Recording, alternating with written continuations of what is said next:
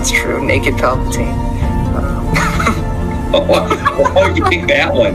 Fresh out of the clone tank, nude Palpatine is my Well, that's the first thing I think of when you say Dark Empire Palpatine.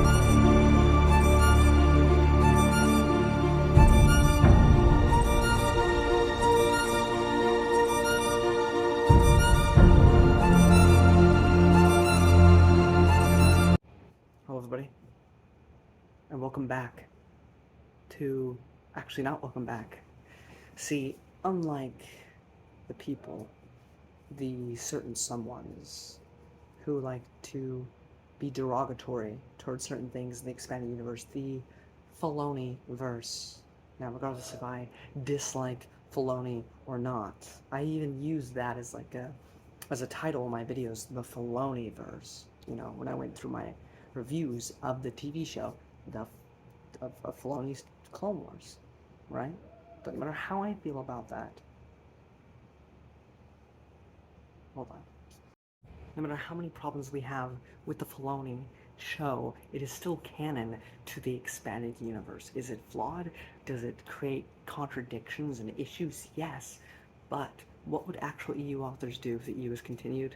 You know, we would fix it up as best we could, put a little band-aid on it. You know, it wouldn't be perfect, it wouldn't be seamless, but it would work better with future stories and future things to help fix continuity errors. And it's the same thing with the other denigrating title given by a certain German, the denningverse, right? Everything post-Crucible before the Legacy comics by John Ostrander, the denningverse. Now people say that derogatorily because they don't think it fits with the rest of the canon or whatever. That's great, and you're free to that opinion, but it is canon. No matter how you feel about it, it is a part of the EU continuity, whether you like it or not. You have to take the rough with the smooth. You got to find a way to make it fit moving forward. That's all you can do. But here's one thing you can actually say that would be true. The Hand of Thrawn 45 verse. Because it is kind of connected to the EU in the sense that it uses EU characters, planets, locations, story beats, storylines to make its own stories. So it is an offshoot, a different universe, something non-canon to the expanding universe, but something that could provide some insight and interesting stories within. You know, there's a lot of controversy behind this fan author, but I thought he's been so prolifically mentioned in the past year and a half of me being an EU fan. I thought, why not go through some of these stories and talk about them with you, whether they're good, whether they're bad. I even plan on talking about the Sword of the Jedi sequel with Brennan on the Expanded Universe website at some point. But here today, before we get to Vector Prime, and again, let me reiterate with 100% certainty that this does not count to the Expanded Universe. It is in no way, shape, or form connected to the Expanded Universe. Even if I like a story, even if it's good, it doesn't make it canon to the EU. Nothing about it is canon. It could be non-contradictory, and you can happily like accept it if you want to, but it will never actually be a part of the continuity, no matter what you say, unless Lucasfilm gives it a stamp of approval, which will never happen. But that being said, I have today the Shadow War, which is mostly a political thriller, focused on Borsk's rise to power. Because if you remember in the beginning of Vector Prime, Borsk is just the chief of state now. It's not Leia. We didn't necessarily need that explained, but it's interesting to see that. And the conflict of the story of this fanfiction revolves around the Syrian homeworld and the conflicts between the humans and the Syrians. You got Syrian supremacists, you know, the robot Syrians, you got human supremacists, you got people in between, you got people that legitimately don't care and just want to do their job. All amidst this, you have Borsk trying to use this to his advantage to become chief of state, while in the background of all of that, you have Tavera, yes, that admiral who has not died yet, because last time we saw her was in I, Jedi, and she didn't die by the end of that book. So that was a loose thread that I didn't even realize was left hanging.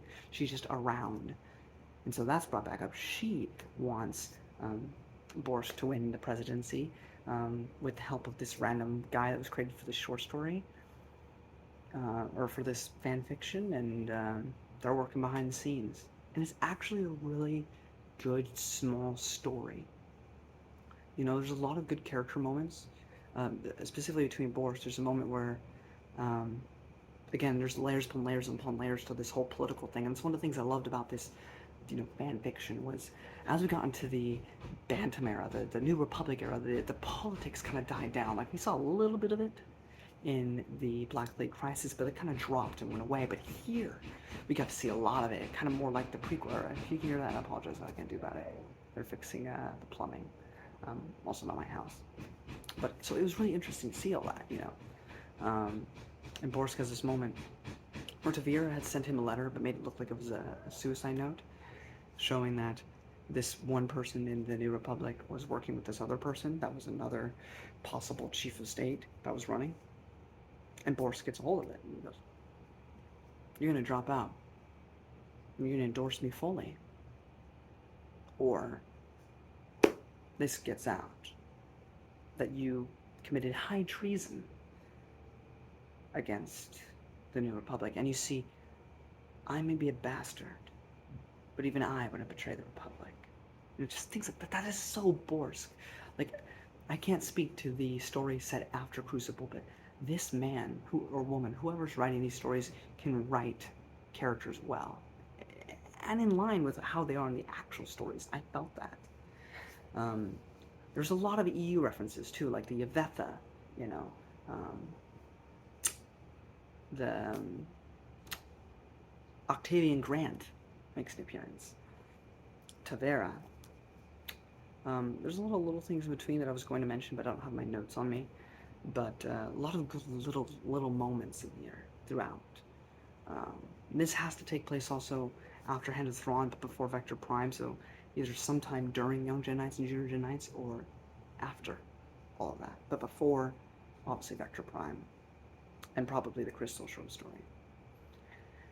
But there's a lot of good conversations here, like, what about the Jedi? What do they mean? And that sets up future stuff for New Jedi Order and, like, Fate of the Jedi and stuff, you know? And a lot of good stuff like that. And then the ending.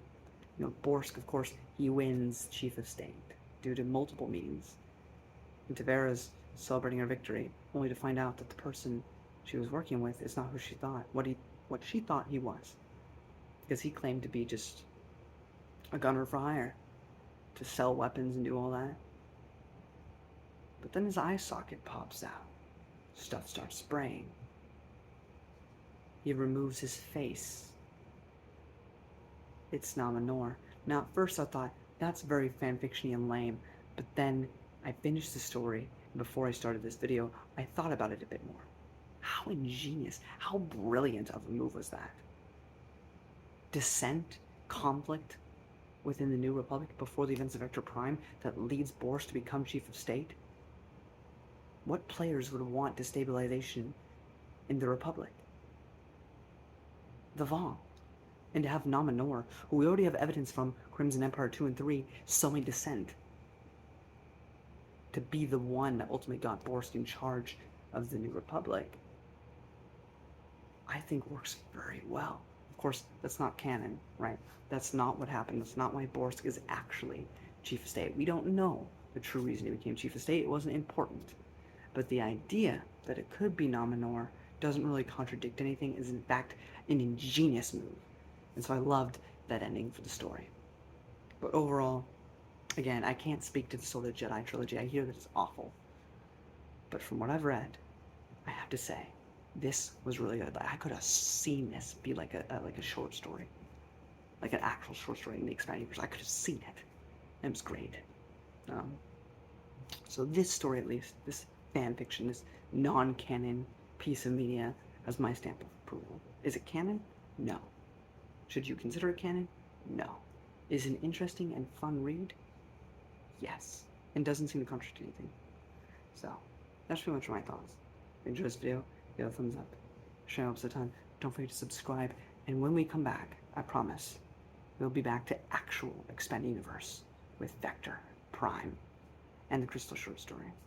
So until then, guys, may the Force be with you. Bye-bye.